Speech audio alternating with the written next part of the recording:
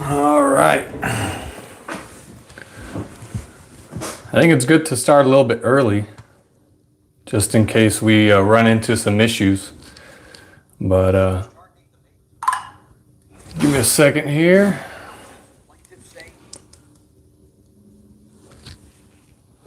All right.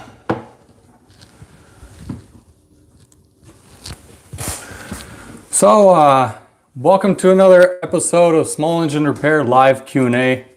My name is Phil, and let me know if you guys can hear me okay in the chat. Let's see who we got. We got David, Small Engine Repair. We got William I. We have AJP Ash, Garden Machines. How you doing? We have Justin Lamb. We have Tactical Fisherman. Hope you guys are doing well.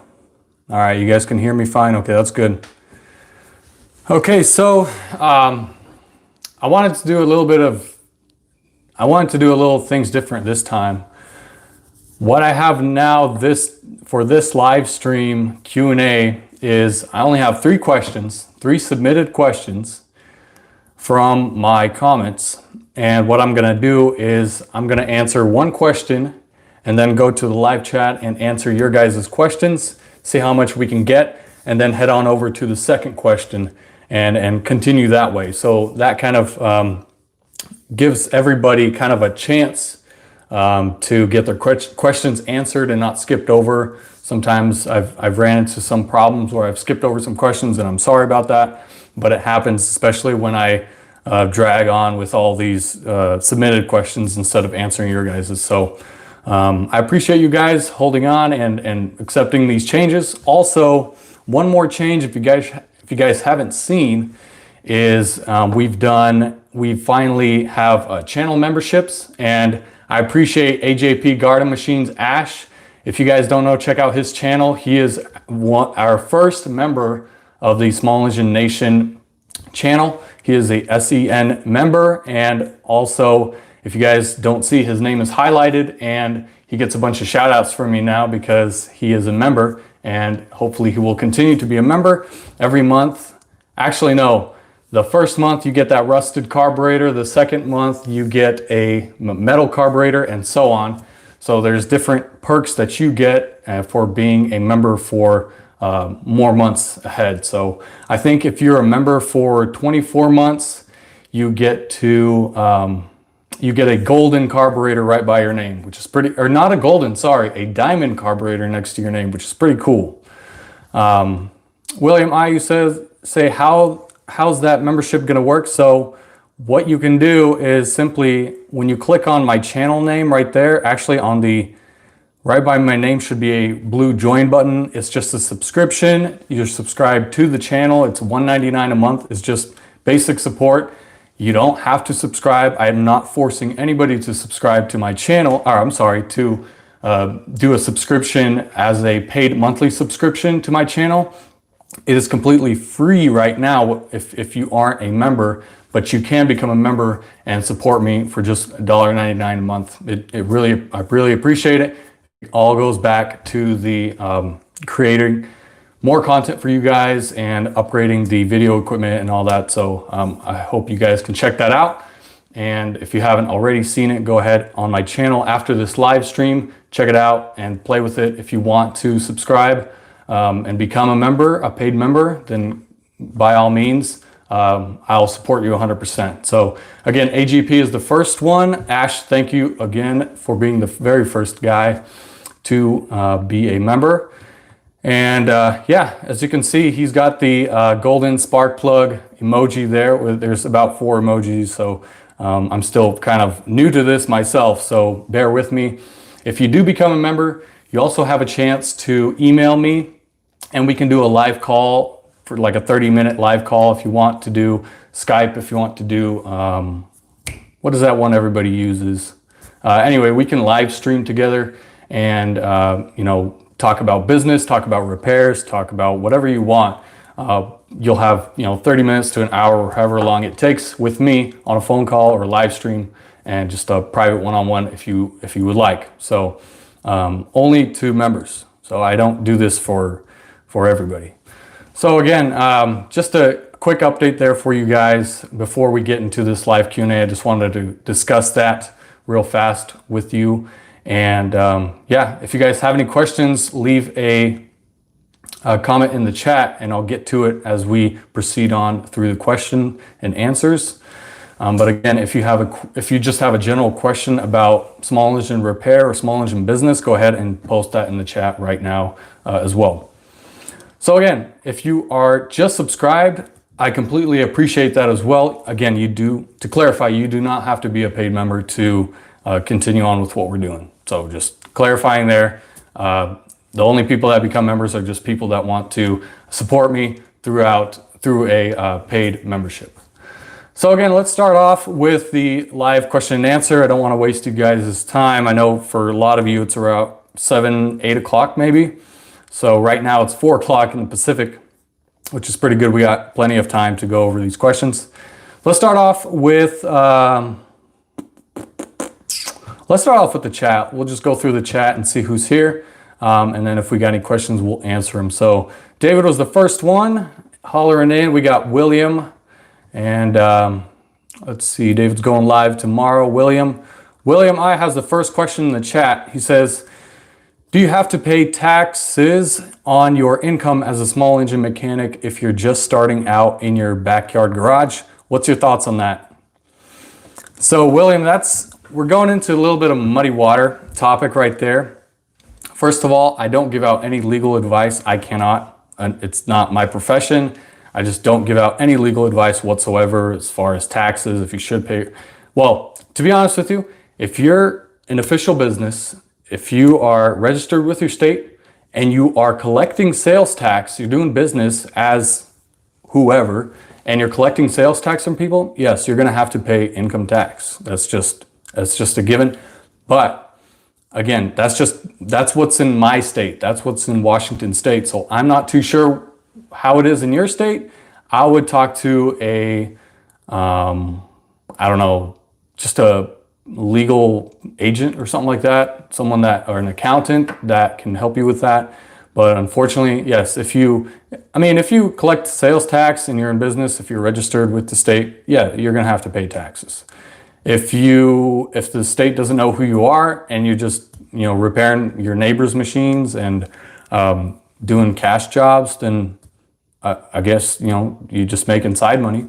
So you're not collecting sales tax from them. So you just, again, I don't want to get too deep into this conversation, but I hope you understand there. So let's continue down.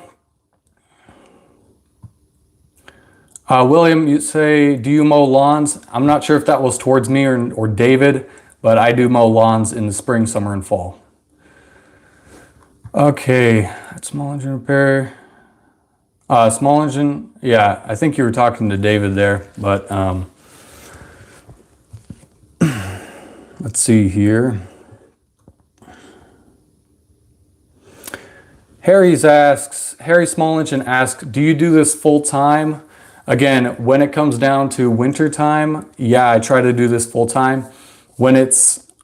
So from March to about November, I am literally full-time lawn care. That's all I do. I go out and mow lawns, fall cleanups, spring cleanups. I'm out, doing property maintenance, so I'm outside. And then when I get home, I do some advertising for small engine repair if I really need that side money. But I make a good amount of money to live comfortably just doing lawn care. So in the spring, summer, fall, I'm mainly lawn care. And when it comes down to winter time, I'm mainly small engine repair and trying to get whatever I can. I usually stay busy with snow blowers, but again, it's not my full-time job. My lawn care is my full-time job. And then when we convert to winter time, small engine is basically a full-time job. So let's see. Tyler Rainman asks, for riding mowers, any ways around not getting a lift? I have my eye on one, but in the meantime, any advice? Regular auto ramps? So, Tyler, One lift I would recommend is one of those easy Mojack lifts that you can get for about, I'd say $150. I would recommend one of those if you're just starting out, because you can get away with just a $150 lift to lift your front end. But if you're talking about ones that lift all four ends, like a hydraulic lift, you're going to be looking at probably $1.50 or $2,000 for just one of those lifts. And I'd probably stay away from them. You don't necessarily need them. You can tune up a riding mower without a $2,000 lift, no problem. I mean, I've worked with no lifts and I've tuned up many machines. I just use jacks and jack stands. So I personally believe if you're not working on like UTVs or four-wheelers, just UTVs in general, or like razors, if you're just doing riding mowers, I would stay away from hydraulic lifts. That's just me. So Justin Lamb asks, how much do you charge to repair tires? So I generally don't repair tires. I sub that out just because I don't have any tools to repair tires. Yes, I can go and buy like a $40 Harbor Freight tire changer. I understand that they are, in stores. I can go buy one, and I should probably if I'm in the small engine repair business. But the cool thing about the tire shop that's just down the road from my house is they will repair my tires for free. Now, I just come in there with any random tire. They don't know who it's from. Oh, it's from me, but they don't know if it's a client's of mine or if it's my personal tire. I just say, hey, I got a leak in this tire. Could you fix it? And they plug them for free. They inspect them for free. They plug them for free. But if it does have a rip in the tire itself or like a crack, they'll tube it for me, but they won't charge me labor. So they'll just charge me for the tube itself, which is handy. I mean, I don't have to sit there and do tires for like 20, 30 minutes and wasting my time with valve stems and all that. So I know how to do them. I completely know how to do them. It's just when I moved from the shop that I used to work at, now at home, in the garage shop, I don't have a tire changing machine. We had a tire changing machine back there, which we did charge for tires. I think we were charging $10 for each tire, which again, we were making up prices. We didn't know what other people charged. So for riding mowers or snowblower tires, we charged $10 per tire. So, Tyler asks, what insurance, if any, do you recommend? Have you ever had to use it? Examples of what scenarios would be awesome. No, in my small engine repair business, I don't have, so I have a general contractor's license, and I am bonded or licensed, bonded, and insured through, in the company. I'm licensed, bonded, and insured, and that'll basically cover everything that I operate, everything that I do service for, whoever I do service for, wherever I do service for, if it's at home, if it's at a customer's property, I'm bonded and insured for those purposes. So yes, I do have insurance. It's not cheap. I mainly have it because I do get into some landscaping jobs here and there that cost over $1,000. So I technically need to be insured just in case I, bust some kind of gas line or just, random things happen, or you shoot like a rock through a window or hit somebody and they go to the hospital. So I am licensed, bonded, and insured through mainly for lawn care services. So I have that insurance, if anything, even for small engine repair. Let's see. Yeah, Justin Lamb says, I use ramps or jack and jack stands. I basically use jack and jack stands. Actually, what I've been using lately are, what are they called? Slipped out of my mind. Sawhorses. So I don't put a whole mower on two sawhorses. I take the engine off if I'm cleaning it. I think you guys have seen the last picture of me repairing that Bronco. I stripped it completely, put the frame with the tires and the whole body, except the engine. I put everything else on sawhorses, and it's perfectly, fine to work on. So, but I do recommend, just jacks and jack stands in general to work on your riding mowers. Tyler Rainman asks, in the winter months after snowblower tune-ups are done, do you switch to flipping machines in between emergency repairs? In the winter months after snowblower okay, so the cool thing about where I live is we have snow in November, December, January, February, and usually in March it starts to melt, which is nice because then we can actually get into spring cleanups for my lawn care business. But generally I stay busy enough that I can repair snowblowers on a daily basis and not have to worry about slow season. But I'm not saying that slow seasons don't occur in my business. They occur for everybody.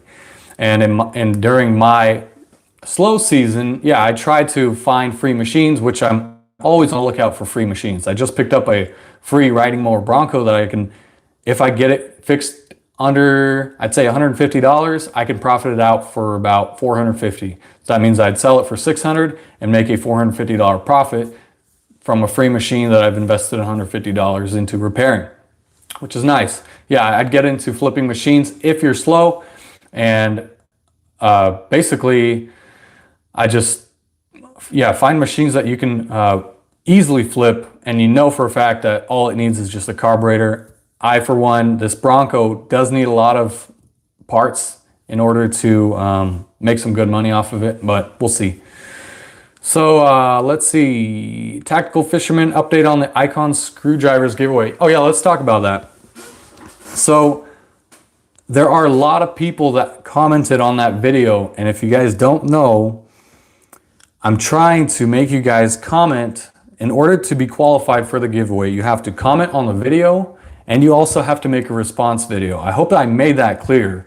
So you do have to make a response video and comment on that video in order to be qualified. So I had a lot of people comment on that video, but only a few of you made a response video. So check out the playlist, hashtag SEN giveaway playlist on my channel, and you'll see that only two, maybe three of you did an actual response video and are qualified. So I definitely highly recommend you guys get those response videos going, and make sure to include hashtag SEN giveaway so I can add it to the playlist, actually so I can find it easily, or you can just let me know, hey, I finally did a response video to your giveaway, and add it to your playlist or something like that. Just put a comment down below or something. So, or leave a link to it or something like that so I can just quickly add it to my playlist. Yeah, so that's kind of the update on the Icon screwdrivers. Again, I believe it was December 30th is the last day to win the Icon screwdrivers. So they're sitting right here. They're waiting to be shipped to the winner. Let's see. Hey, do it right. How you doing? Glad you could make it. Harry Small Engine asks, do you sell just parts? I stay away if possible because I don't want to deal with part returns or people buying wrong parts. So I don't sell just parts. I never do that. If the only time I order parts is if I'm actually repairing a machine. Now, on occasion, I do stock parts like your common parts, your common air filters, your common spark plugs, and your common, sometimes your mower belts, you have fuel filters, all of the things that I know will sell in a month, like I keep in stock. If it's like a starter, if it's even an engine, if it's a transmission, if it's something just ridiculous, I probably will not order it and keep it just in stock because, first of all, those parts will depreciate in time. They're not going to make you any money, right? And rarely are they ever going to sell. So I would highly stay away from stocking a bunch of parts just to have them just in case. I'd stay away from that.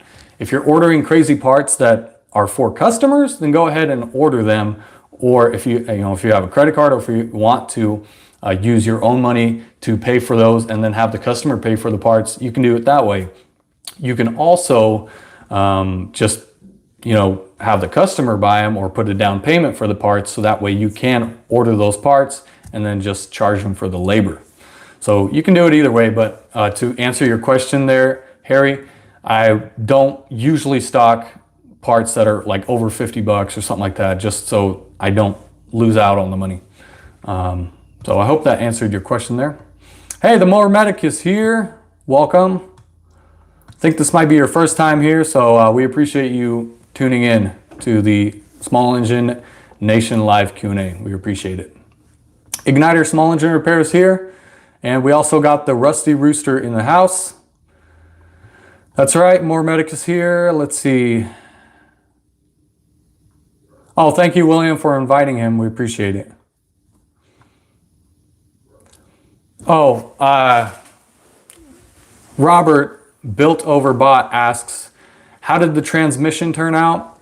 It was just the seized brake caliper. So I got it unseized and now the actual thing turns. Well, it goes into neutral. I can spin both wheels same way, which was nice. I just had to spray a bunch of PB Blaster in there, but I got it stripped down to where I'm deeply cleaning the whole thing. And I think it's just gonna look awesome when we put it all back together and fire it up and get it all built. But I did have a problem with the two drive belts. They're completely shot, and also the deck is shot and the deck drive belt is shot. So we're gonna have either a good tractor, or I have a 46-inch deck off a Craftsman that I might throw on there. We'll see. I don't know.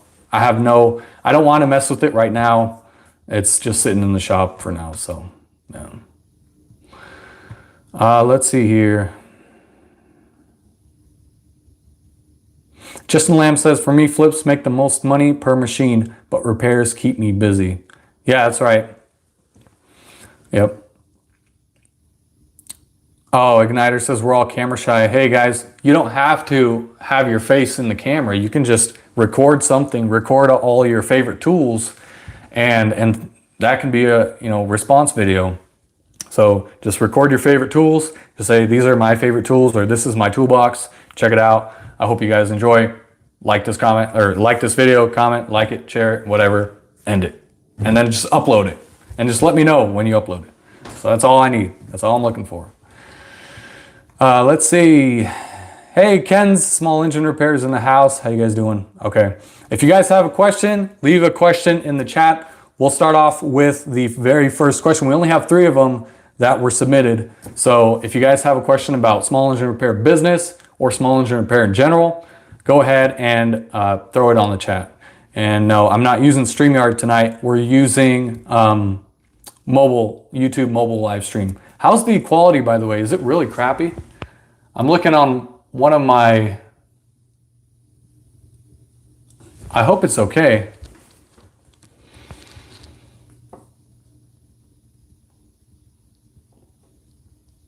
Okay, so quality's fine. All right, that's all. I was getting really bad quality from StreamYard. That's why I tried it and I didn't like it how it uploaded, and it was just really delayed. So we're gonna be using mobile live from now on.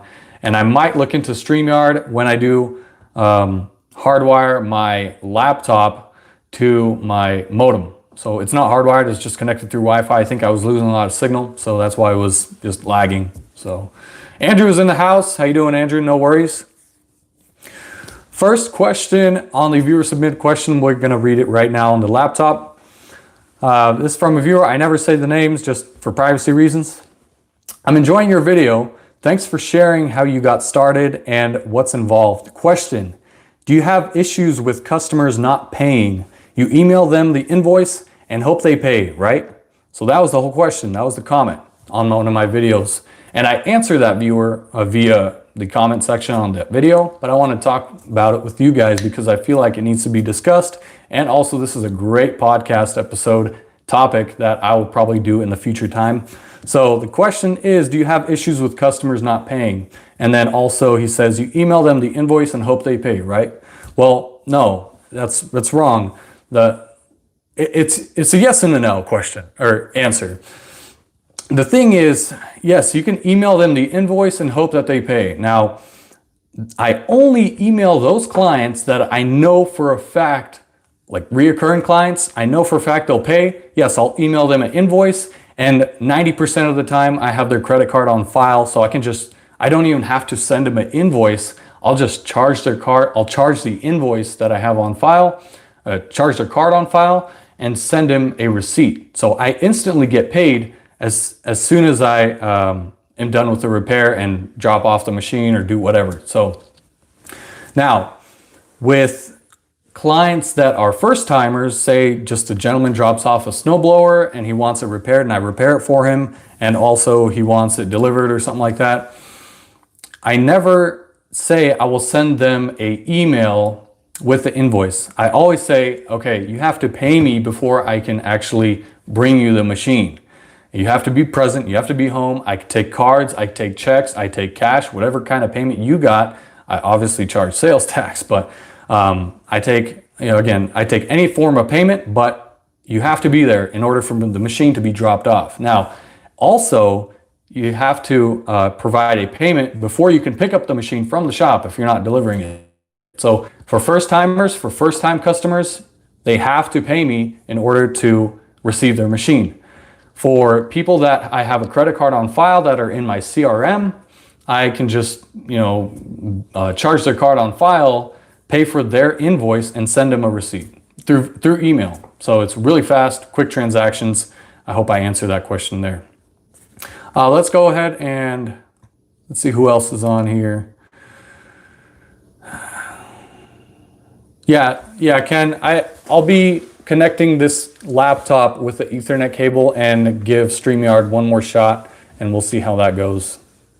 So I want to also upgrade my webcam on the this laptop webcam here was really sucky because it's like 720p or if that, I don't know, 480p.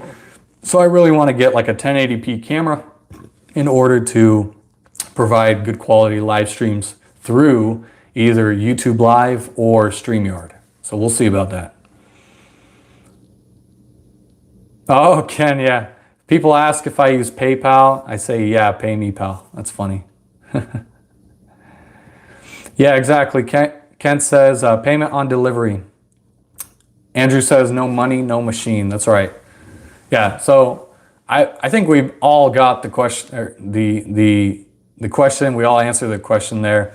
So I don't know how everybody else does it, but I do require a payment prior to any kind of picking up of their machine or delivery of their machine. So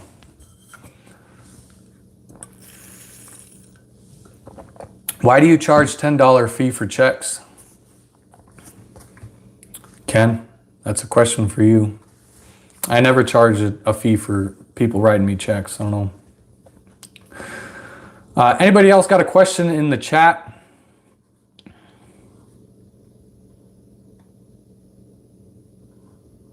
No, I just do, my bank has mobile deposit, so I take their check, snap a photo of it, and it uploads and gives me my funds instantly into the account. So I don't have to drive to the bank and do all that stuff. So it's just mobile deposit through the phone, which is really nice.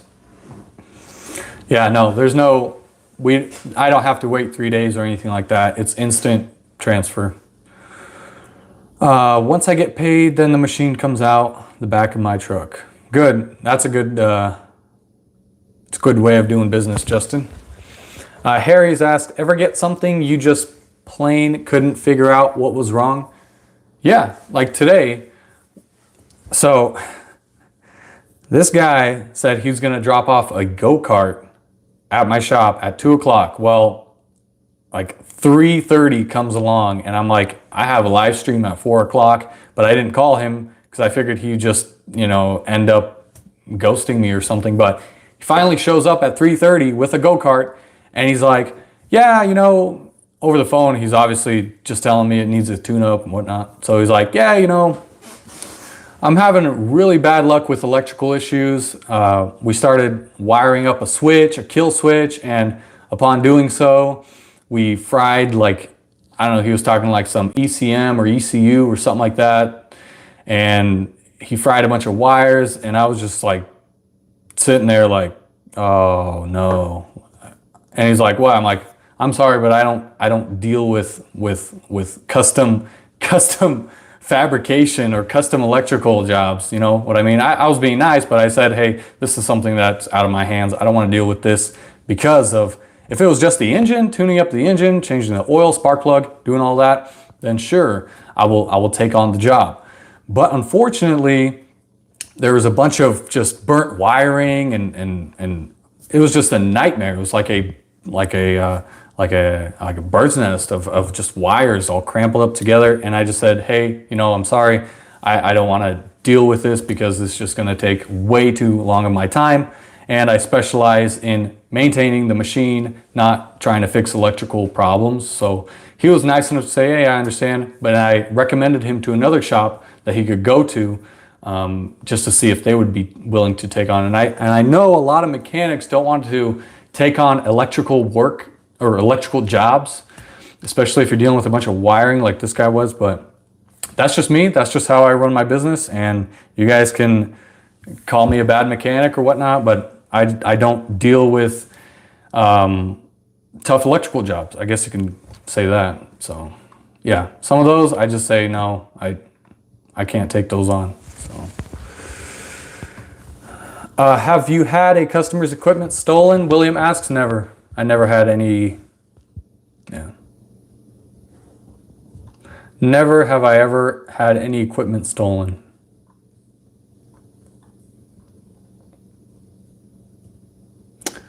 Yeah, I never had any check bounce.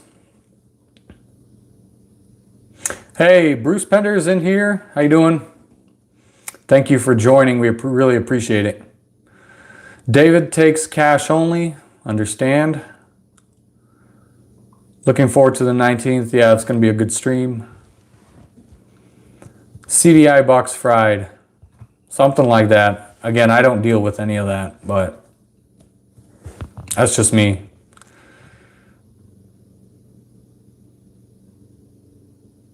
Yeah, so I'm in the Pacific time zone. So right now it's 4:30. I don't know about you guys, but I'm in Pacific time, 4:30.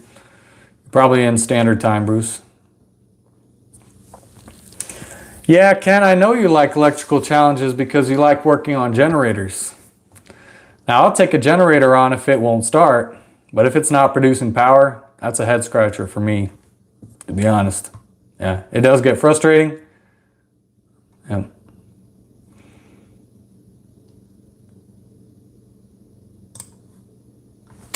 Okay, let's see.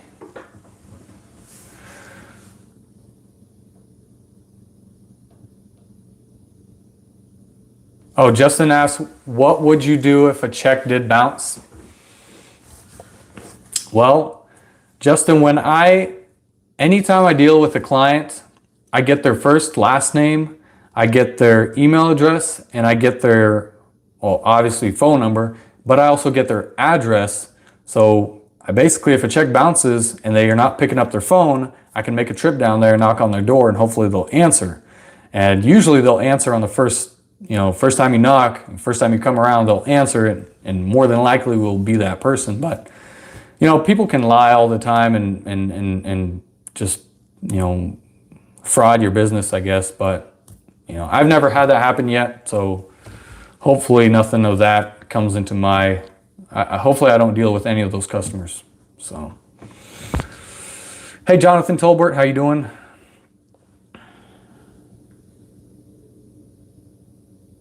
Yeah, James Condon is a very good mechanic when it comes to generators. He's a very good electrical mechanic for small engines. I agree with that.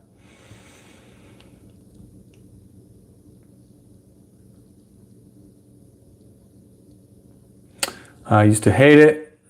Love it now, Bruce, Ken says. All right, you have to go. No worries. Take care, Bruce. Thank you for stopping by.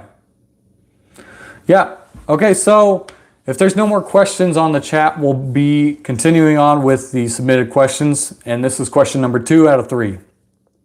Let me get a drink of water. This question is kind of similar to what we talked about in the first one, but I'd like to discuss it because it's asked all the time. And that is, what kind of software do you use as far as keeping track of business expenses, managing customer profiles, invoicing, bookkeeping? So the software I use is called Yardbook. Now, maybe a lot of you know about it, but Yardbook is basically a software that is used for mainly lawn care purposes. Lawn care and pesticide, chemical use, all those kind of businesses. I use it for small engine repair because it's a great CRM, customer relationship management software that you can use where you can input your customer clientele list in there, have this whole database of all your customers, have all of their invoices on file, and you can also invoice them directly through Yardbook. And I think they use Stripe for their processing, for card payments and all that. They use Stripe instead of like Square or anything like that. So they use Stripe for their credit card processing, which is nice. I mean, they do charge a fee. So if you don't feel like, having money taken out of that invoice for like credit card processing fees, then I'd stay away from sending them invoices via email. Just collect payment through either a check, cash, or a card. I think even Square now charges a fee for transactions. So check, cash, whatever they got, instead of having to be charged a fee when you send them through a CRM, because more than likely a CRM will have a credit card processing company that'll have to charge you a fee for every transaction. So, but I use Yardbook. Check it out. It's basically just a software for your clients. I mean, to keep track of clients, to keep track of parts, to keep track of all of your estimates, your invoice, if you do estimates, but invoicing, and I mean, it's just great to have everything organized. You can have everything organized on your phone in your contact list, but I like to have it online just in case something happens to my phone. I still have access to all of my clientele on a software online. So that's just me. That's the software I use. It's called Yardbook. Go ahead and check it out. So let's see. Andrew says, I use QuickBooks. Yeah, QuickBooks is fine. I used to use QuickBooks, but I can never see myself paying $5.90. I think it was like $5.99 a month. Yardbook is completely free, so it's just great. Ken's uses an Excel spreadsheet. Rusty Rooster says uses the Blue Horse notebook, and Andrew also uses Square. I have Square. Now I use Square from time to time when people actually want to swipe their credit card. I just plug it into my phone and let them swipe and then do the transaction that way. It's just if you make it easy for the customer, they'll appreciate it. So if they want to do Square, I have Square. If they want to do online payment, I can do online payment. If they want to do check, I accept checks. So yeah, let's see. Ken says, once I retire, I'll get serious. Okay. All right, let's see. Yeah, William. So William says, you said you use Nextdoor app too, correct? Yeah, William. And Nextdoor, I got lucky on Nextdoor recently, because what I did was I posted on Nextdoor, I literally posted, willing to pick up your old equipment. And a lady responded and said, hey, I have a free riding mower that you can come by and grab. I only live like 4 minutes away. And I'm like, oh, great. And then she said, you can also have this push mower for free. My husband's throwing out. So we're trying to get rid of those machines. We don't want to, take them to the dump and have to pay to dump them and all that. Because here where we live, you have to actually pay to dump your machines, which is not convenient at all.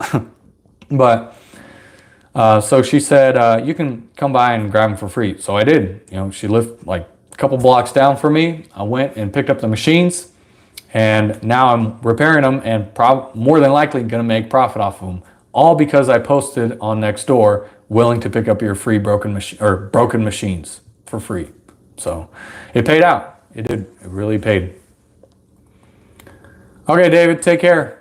We appreciate you being on here.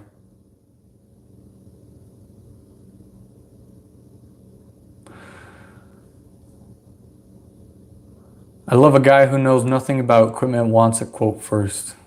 Yeah. Jonathan Tilbert asks, do you use any targeted ads? Facebook or Twitter, Instagram, Google SEO? No, I don't. And the reason being is I get a lot of traffic through word of mouth, through free advertisement. Let's just say Facebook posts, like just regular Facebook posts, saying on your not on your page. Well, you can do like a small engine repair, like let's just say it was Jonathan Small Engine Repair, make a Facebook page and then share it from your personal Facebook, share that like willing to repair your machines for $40 or something like that. Create just a regular post and have your family share it for you. Free advertisement. You don't have to do any targeted advertising on Facebook. It's completely free. But Craigslist, unfortunately, does charge you $5 per post now, but it's really cheap and you can get a lot of phone calls just by doing a $5 Craigslist post. And also make sure to download Nextdoor. I get a lot of traffic from Nextdoor. So I don't do a lot of paid advertisement for small engine repair. I do, however, do paid advertisement for lawn care. So completely different services in completely different seasons. Well, actually, no, I take that back. Lawn care is mainly, again, spring, summer, fall when I do the paid advertisement, and I don't do any paid advertisement in December, obviously, or in the wintertime for lawn care. Obviously, we're not out mowing lawns in the wintertime. So, yeah. Oh, Ken's has almost 600 customers today. That's right on. That's good.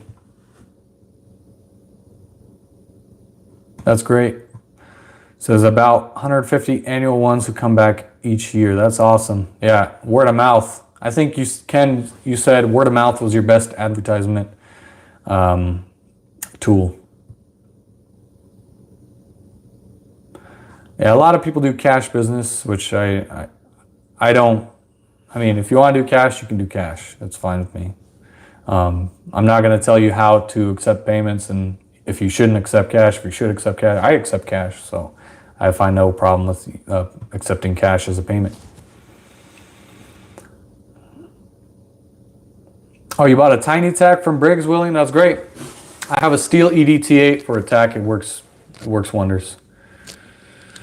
Let's see. Andrews does Facebook ads. Yeah. All right, no problem, Justin. Take care. Thank you for being here, and thank you for your time.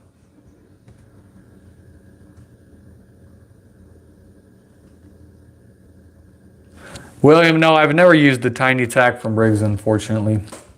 Sorry about that. Let's see.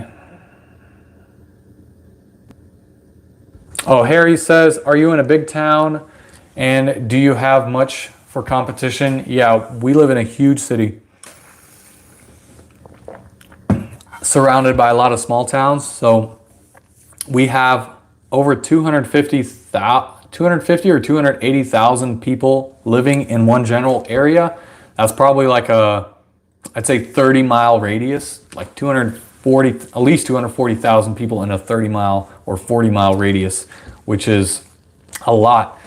And yes, there are a lot of mechanics out here, small engine mechanics especially, and there's a lot of competition, but it all depends on your location because sometimes people don't want to drive 10 minutes to a small engine repair shop. They want to only drive like 3 minutes or 5 minutes. So depending on your location, it varies. So if there's a lot of small engine shops in one area and then in another city or part of town, you're the only guy, then yes, you will get a lot of business because people don't want to drive out of town and into another town in order to take it to one of those big small engine repair shops where they'll charge you $80, $90 an hour for repair.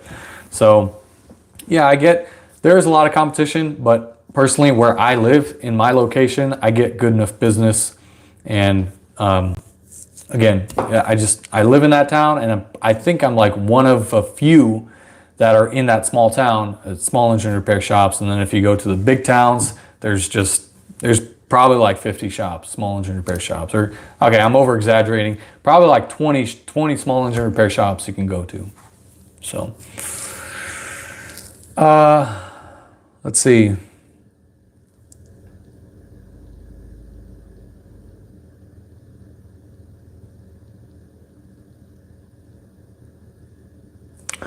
William, you say, what does LLC do you use as a business? I am an LLC. If you're wondering about what type of business I am an LLC business. You have 35,000, I say, 3 small engine guys. Well, yeah, that's a lot of, that's actually good numbers right there. 3 small engine repair guys with a population of 35,000. No wonder you have over 100 annual customers coming to you.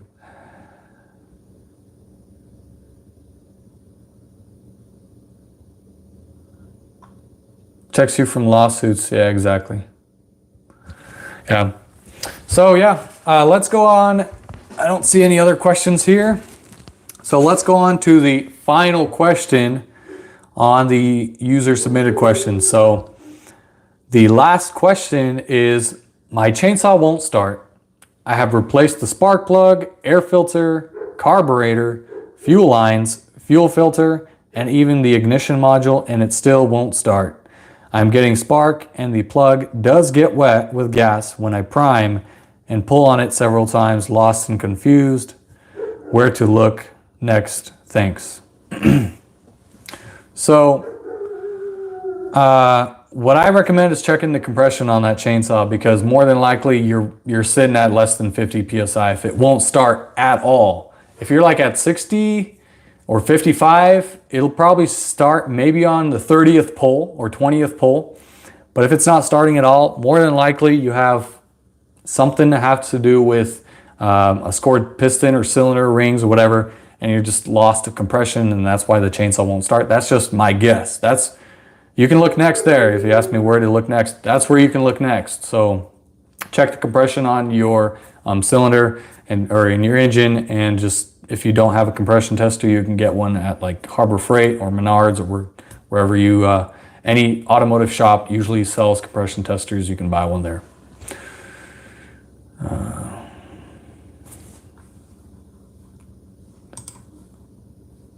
Oh, Ken, they didn't say an engine. They just said this was just a general question.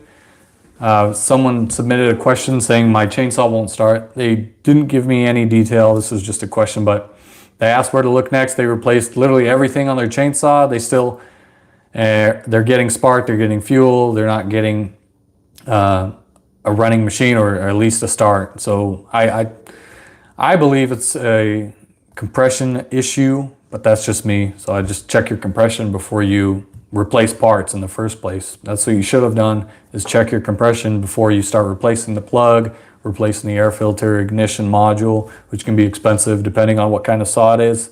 So always check your compression. If you have a chainsaw that won't start, check the compression, check the spark, check the fuel delivery. All those 3 things, and you will determine why your engine won't start. So just letting you know. Yeah, Ken says check for scoring. Pull the mufflers, check for scoring. Yeah, unfortunately, they didn't provide a engine or type of chainsaw.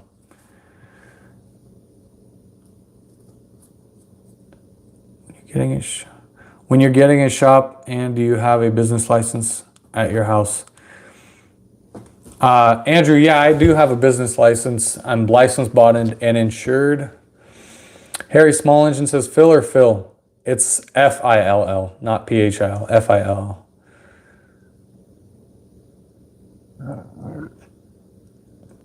Yeah, Ken says if it falls in its own weight, if you hold the handle, if it falls in its own weight, then you have low compression. But always make sure to check it. More than likely, if it falls, it's just got really low compression. But again, just check it just to kind of clarify how much actual PSI you're pumping out of that engine. So, anybody got any more questions? Let's see, how long have we been on? I don't have a time here. Oh, we've been on for about almost 50 minutes. Okay.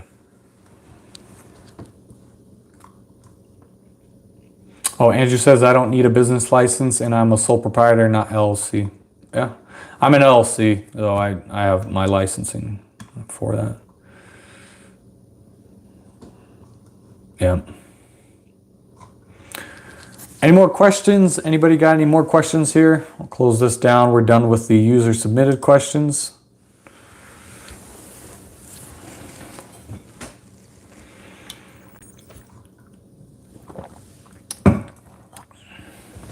I think this will be a short live today. Yeah. Oh, yeah, no worries, Andrew. Take care. Thank you for joining and being a part of the live chat and moderating. We appreciate it. Thank you, Andrew. Appreciate it. Anybody got any more questions? We got 18 people watching. If anybody has a question regarding small engine repair or small engine business, now is a good time to answer. Videos coming up preview. What do you mean, Harry? I don't understand your question. Videos coming up preview. Oh, what videos do I have coming up? Is that what you're asking? If it is, I haven't decided yet. I do have a lot of videos uploaded. They're just unlisted, so nobody can see them. So I have my queue of videos that I'm debating on which one I should upload or not. So I have a few chainsaw videos. I have I forgot. But I do have to make another podcast episode because I ran out of podcast uploads. So this Monday, I'm not sure what my topic is going to be, but I don't know. We'll have to see. We'll have to make some more videos and see. But I think I'll have like a video this Friday on a Steel 015 that I basically put back together, tested it, ran it, and it's a pretty good saw. So. All right, Rusty Rooster, take care. Thank you for stopping by and being a part of this live stream. We appreciate it. Thank you.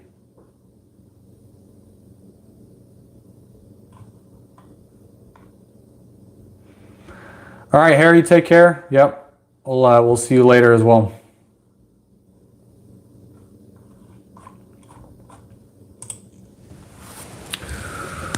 All right. Anybody else got any questions? If nobody else has any questions, we can start slowly wrapping things up. Again, I think we've been maybe hitting that hour mark. I don't know yet, but almost hitting that hour. Hard-earned bacon just joined, super late. We'll have to watch the replay. It's all right.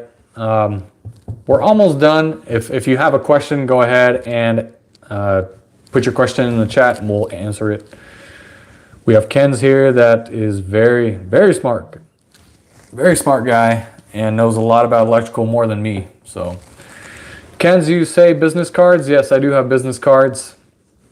I always hand out my business cards to clients. I even give them like 2 or 3 and just say, hey, if your neighbor needs one, if your if your family member needs one, I always give one to them and say, you can hand them out if you want to. But more than likely, most of the time, the client asks for a business card and they usually say, I'll take 2 or 3 or a whole stack. I'll give them a whole stack if they really want to. But business cards are really cheap. But yeah, everybody asks me as well for business cards. I just give it to them. So I always have some business cards in the toolbox so I can just really quick hand it to them. And sometimes if I'm doing like paper invoices, which I usually don't, I'd paperclip my business card to the invoice and hand it to them as either a receipt or an invoice that they have to pay online for. So,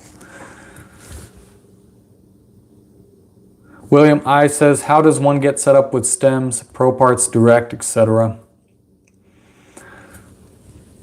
Yeah, you're gonna have to have an actual tax number or what is it called, EIN number to be able to register like as a business in order to obtain or have like a connection or an account with Pro Parts Direct. You can order parts through them. That's no problem. But if you want like their discount or whatever they got, then yeah, EIN, business registration number. Yeah, thank you, Ken.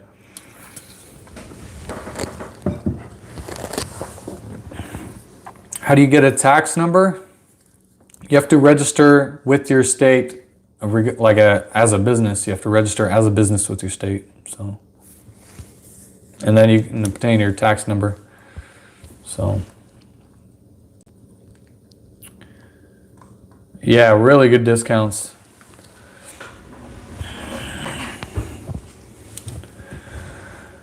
Anybody else got any questions? Going once.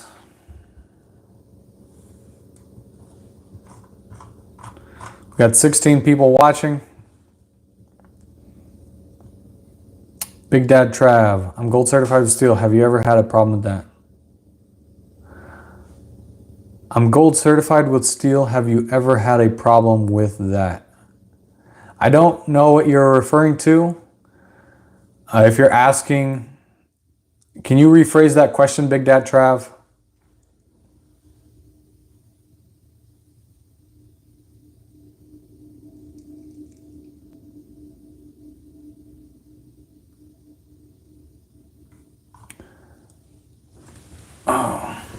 When is your big show, William asks? I don't know what you mean by that. I think it's Ken's, not Ken's live stream. Mick's live stream is December 19th. It's going to be a big live stream, so there's going to be a lot of people on there. December 19th, go check out Mick's Mowers channel. Michael Turner asks, is small engine all you repair? Yes, basically anything with a small engine I repair, yeah. So I mean, it can be a generator, riding mower, zero-turn mower, chain, all two-stroke and four-stroke engines is what I repair. I will eventually take on that ATV. Usually it's for a close family member or a small motorcycle. Then I take that on. But anything that's two or four-stroke, I'll take on, no problem. So, yeah, I don't get into much machinery or like... slipped out of my mind, but nothing that's like big tractors or like those, you know, John Deere, huge John Deere tractors. I don't repair any of those. So nothing as far as like heavy diesel or heavy equipment. I don't do any of that. So anything with anything with a 2 or 4 stroke, that's kind of my go-to repairs. AFAB, anything for a buck. I like it. Yeah. William says, I finally got the wood splitter running. I put a new Briggs Professional engine on it. William, did you ever figure out what the problem was initially?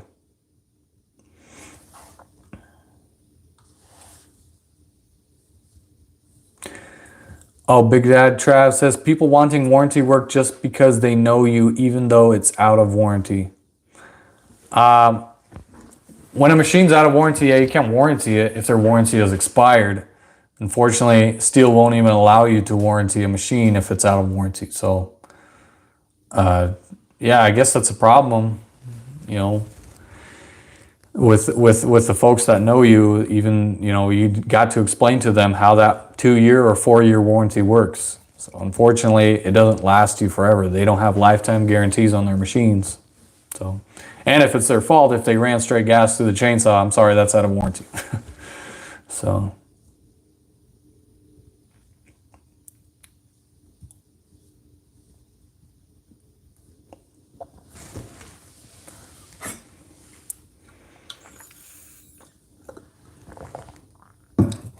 Anybody got any more questions? Probably wrapping this up here soon. If nobody has any more questions about it. William I says, I think it was a lawnmower engine, 16 years old on a wood splitter. Oh, wow.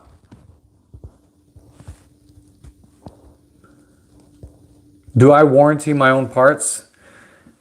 So, Lo Quiero, if I said your name right, Lo Quiero, you asked me, do you warranty your own parts?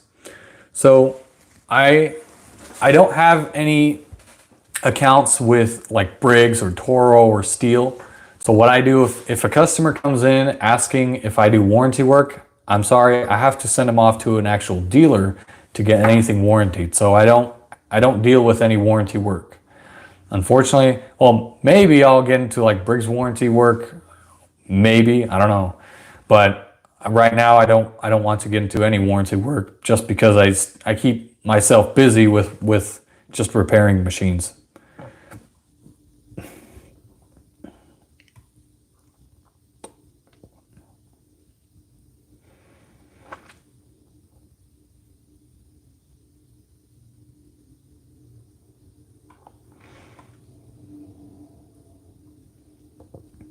Oh, I'm sorry. You asked me if I warranty my... okay. I just got your I'm sorry, I just understood your question. So no, I don't. I usually don't give any warranty amount or time as far as a repair. If something breaks or if something malfunctions as far as a part, then I'd say bring it back. We'll look at it again, and yeah, I won't charge you for labor. I'll just look at it, and if we have to replace it, then we'll have to replace it. You know, if the part goes wrong, then I'll just replace it and eat it. But you know, if they leave the gas in there, if you clean their carburetor on lawnmower and they stored it with gas in it and it's not treated, if it contains ethanol, and they leave it for 6 months and then try to fire it up in the springtime and it won't fire up and they say it's your fault because we just had this repaired 6 months ago, I say, no, it's not my fault. I told you to remove the gas or add ethanol-free fuel and stabilize it or something. And unfortunately, it's out of my hands. So yes, more than likely, I tell them that, hey, I unfortunately can't fix this machine because you actually caused the issue. So let's see. Has to have a heavy duty flywheel to go. Yeah. Michael Turner says, is work steady? Do you have slow seasons?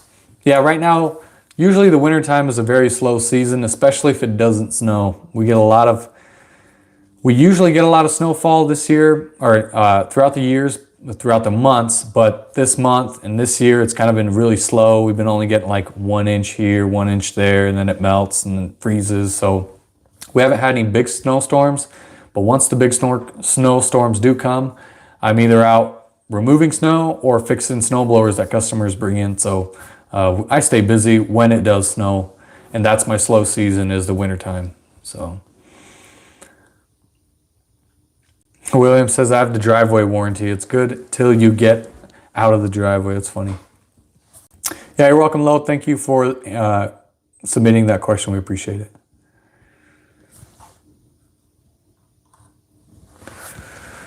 All right.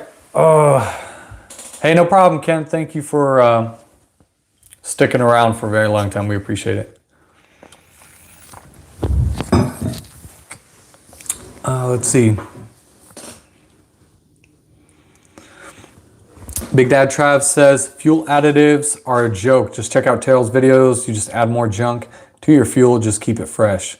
Yeah, I agree, Big Dad Trav. I run ethanol free all day. I live 10 minutes away from an ethanol free pump, and we have very easy access to ethanol free fuel. And that's all I run in my lawn care equipment, and that's all I run in my gas cans when I do fill up customers' machines with fuel to test them. So ethanol free runs in my business. And also, I do on occasion have a bottle of Seafoam, just because I do sometimes want to either smoke out a machine or break up the carbon or whatever, you know, treat their fuel system or whatnot. But I do carry a can of Seafoam. It works wonders. I've resurrected a few machines using Seafoam. So Schaefer's Lawn and Garden Pro Sports Repair says, what's the most extensive repair you've done? Now, Schaefer's, is this for a client or is this my own repair? If it's for a client, I want to say the most extensive repair I've done on a client, trying to think, I think it was a full serviced riding mower for a client. Either, okay. So we'll start off with the client. Customer brought in me a old Murray riding mower. He wanted it fully tuned, fully serviced, everything changed, all belts changed. He had 3 belts, automatic transmission, 2 dry belts, 1 deck belt, wanted them all changed. He wanted the whole thing detailed. He wanted all the tires to be inspected, checked, all the valves to be replaced. I mean, it was a very labor-intensive job, and I quoted him, I think it was $350 or $400. So I tallied up all the parts that he wanted, all the labor costs and everything like that. And it was like $350 to $400, I believe. And he said, yes, let's go ahead and do it. I don't know why. Maybe this machine was sentimental to him. I'm not too sure. I would have never spent $350 to $400 on this old Murray riding mower, but I did it for him. I made it look spotless. I detailed it. I literally buffed it and waxed it to make it shine, to make the black and the red pop.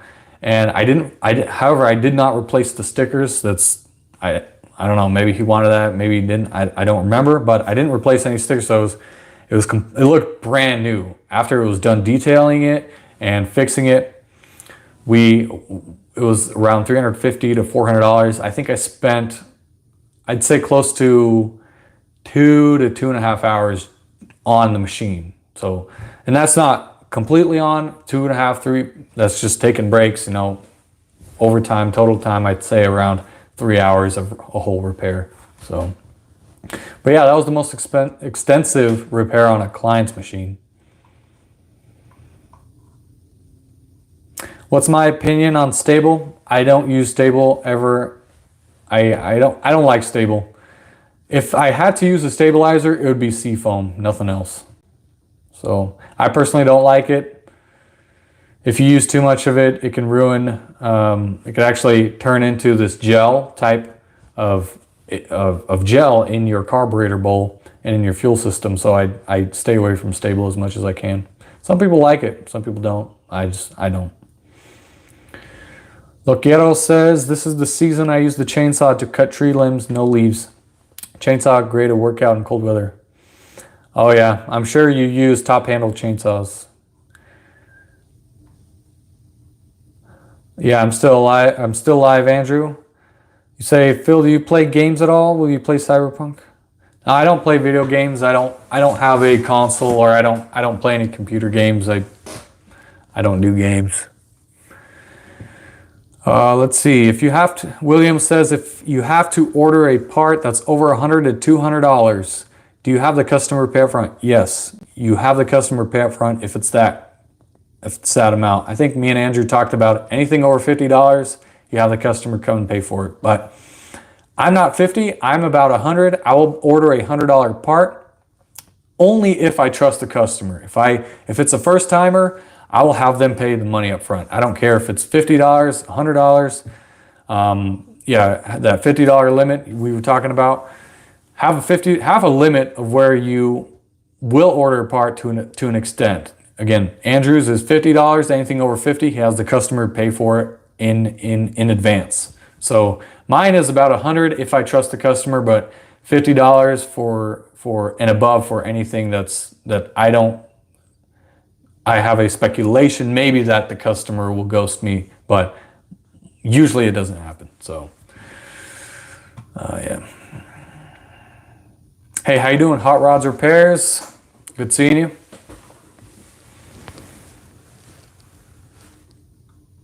Yeah.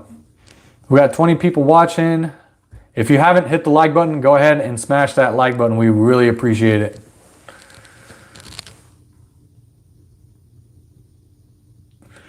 What's the average weekly pay doing repairs? Well, I don't know about average, but I'll tell you, well, I'll try to calculate it in my head, because some weeks you get about 10 machines into the shop, or 20 machines, it all depends. So in really busy shops, not in my shop, but I've worked in shops where I had to repair 7 to 8 machines in a single day.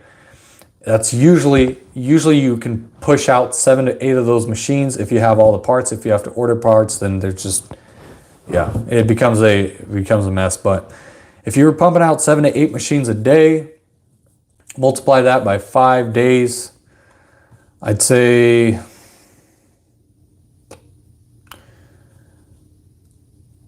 well, yeah, 7 to 8 machines, you're probably looking at around $350 to $400. If you're getting into riding mowers and pushing out 7 to 8 riding mowers, you're probably closer to $1,000. Again, if you're pumping out 7 to 8 riding mowers a day, I'd say close to $1,000 a week. So, oh, I think my mic just disconnected. Give me a second. Okay. Oh, I'm sitting on the wire. That's why it keeps on. Sorry about that.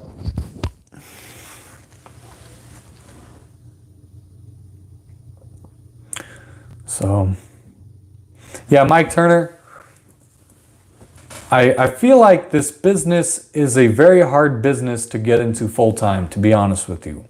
Because if you don't have another job, if you don't have any more income coming in from somewhere else, like another income source, then it's going to be very hard to provide enough income in order to either support either a family or yourself. I don't know if you live, how many kids you have or whatnot, but in order to be able to provide full-time or to go into full-time into this business, you're going to have to have some capital. You're going to have some enough machines coming in a day, like at least 7 to 8 machines in one day, and have your prices right. Because if you're lowballing repairs, then you're going to make no money in this business. But if you have your prices set right and you're pumping out, at least 8 machines a day, then you can make a living out of this. But if it's really slow, if you're only getting 10 machines a week, then I definitely not recommend you making this a full-time job. So have another source of income in order to pay your bills and whatnot, and then have also your small engine repair business to draw in more, just extra money, or draw in more income for other things. So you can use some of that. You can reinvest that income you make from your business, the small engine repair business, reinvest it back into the small engine repair business to grow, and to maybe eventually someday, if you save enough money, open up a shop or have actual location that will increase your gross revenue, income, and hire employees, have an office, have a storefront, whatnot. So you can eventually turn it into a big business, or get a loan from a bank right away and open up a shop right away and get employees right away. But I highly would not recommend that unless you know what you're doing and you have a business plan and all that. Andrew says he never got into video games. It's fine, I play all the time. Yeah, I used to play a long time ago, but I don't play video games now. William says, in the future, do you plan on hiring a helper? So my business plan is, in the future time, I want guys to run my lawn care business while I grow my small engine repair business. So I want to be the mechanic all the time, working on the machines, and have other guys run the lawn care business, because running a lawn care business is pretty simple. I mean, mowing lawns is basic. Anybody can do that. Repairing small engines is a little bit more advanced as far as a service. So you got to kind of know what you're doing when you're getting into this into the small engine repairing small engines.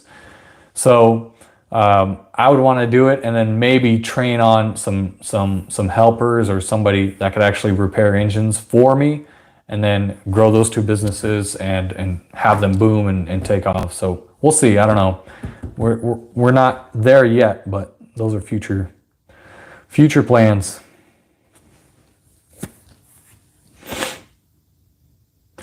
William says, if you are completely covered up with repairs, do you ever turn customers away? William, so what I have, when I am very busy, I usually tell clients that I have a really high turnaround time. Sometimes I tell them 3 weeks, sometimes I tell them 4 weeks, and that's if I don't want to take on the machine. And if I'm really busy, really booked out, then I'd say, yeah, my turnaround time is 3 weeks, and that's, it's just not a guarantee that I'll get to it, but more than likely it'll be done in 3 weeks. Unfortunately, you will have to wait that amount before you get your machine. So if it's the springtime and the lawn is growing and I'm very busy mowing lawns and I have a bunch of other mowers and machines to work on, and somebody brings in another mower or two, then I tell them, yeah, it's like a 3 week turnaround right now. I'd recommend going to this shop. Their turnaround time is only a week. So sometimes I do push my work to another shop and tell them that I sent them or something like that. But hardly do I ever do that when it's slow and I can actually know for a fact I can get it done in about a week. So Loquiero says, will you ever go to school for repairing small engines? No, I will never go to school for repairing small engines. I I don't believe that you need to go to school in order to know how to repair a small engine. That's just me. That's just my belief. So you can go and check out some of those tech schools to repair in to take some small engine repair classes. Be my guest, but I would probably not recommend it just because I think you can learn more just by repairing, getting your hands dirty and repairing an engine, taking it completely apart, putting it back together, running it, taking it completely back apart, putting it back together, making sure it runs again. Doing that to different types of engines, 2-stroke, 4-stroke, and that's all you need to know in order to do tune-ups on mowers, tune-ups on snowblowers and whatnot. So I, for one, think you don't really necessarily need to go to school for repairing small engines. So hope I answered that question there. William says, do you or have you ever rebuilt an engine? Rings, okay. No, I have not ever rebuilt a whole engine. Actually, I take that back. I've rebuilt a Stihl FS45. It's just a small 2-stroke engine. Very easy to rebuild. All you need is just some silicone, and I was swapping out rings because they were bad. I was honestly it was not even for a client. I was just testing to see if we could get away with running a machine that had scored a slightly scored cylinder with damaged rings. I wanted to see if we can get away with just replacing the rings and reinstalling everything back together and seeing if it'll work. So we did, and we basically rebuilt the whole thing. We didn't have to change out the connecting rod or the piston or anything like that, but we did change out the rings, split it, change out the rings, siliconed it back together, make sure all the bearings were good, and then put the whole thing back together, and yeah, it ran. So it was pretty nice. Hey, Paul Rhodes, how you doing? We're doing pretty good on our end. Hopefully everything is doing well on your end. But we're almost about closing. So Paul, if you have a question, we'll answer some of your questions. And if anybody else has any questions, we'll...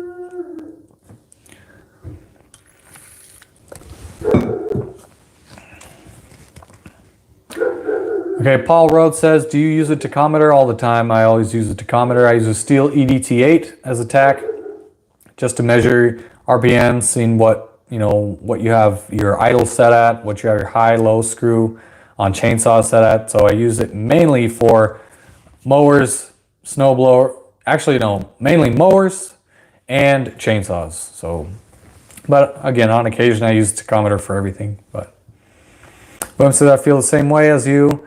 As far as going to school, just get your hands dirty, watch YouTube videos, and learn yourself. Yeah, William, that's how I started out. I got my hands dirty. I watched plenty of YouTube videos on how to repair machines, and I consider myself pretty knowledgeable in the field of work, but I'm not an expert. I'm not a professional. I'm just as mechanically inclined as any other mechanic.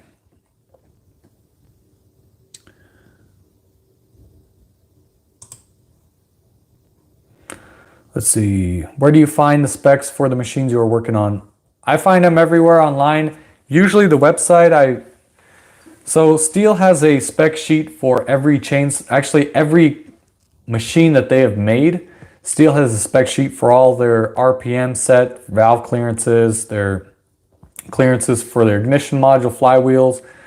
They have all the specs for every machine they made. I don't know the file name, unfortunately, but I sometimes would type in Stihl spec online and find everything there. But more than likely, I would use Parts Tree for all my other specs, and definitely diagrams as far as part breakdowns and blow-ups and all that. So I would use Parts Tree, or I think it was e-replacement parts that I've used as well in the past. But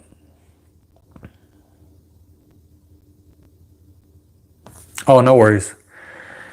Yeah, we're about done. I'm getting a little tired, but I think we've been on it for about 79 minutes or something like that. So it's been great answering your guys' questions. We highly appreciate everybody that has been on. We have about 17 watching right now, 18 likes. Go ahead and smash that like button if you haven't already. And just a quick update for you guys, for those that weren't here in the beginning. We do have our channel membership open now. What that is basically you can connect with us through a subscription, through a monthly subscription. It only costs $1.99. You get special perks, you get special emojis, and you get a highlighted name. I'll shout your name out and tell everybody to subscribe to you whenever you come on to our live stream. So it's just another way of supporting our channel, the Small Engine Nation channel, and becoming a paid member. If you are just a subscriber, you are no different than a paid member. Again, paid members are just supporting the channel through a monthly subscription, so we highly appreciate it. And also, I'll be doing some more updates as far as what the members are going to receive. So right now, the members that are paid members, we have one right now, AJP Garda Machines. Go ahead and check him out, subscribe to him. But we have one member right now. He is an active member, and he has the advantage of emailing me and getting on a live phone call with me, either on a live phone call or a live stream, and just talk business, talk repairs or whatnot. So any time of the day, he can call me. Well, we'd have to schedule it, but you guys understand.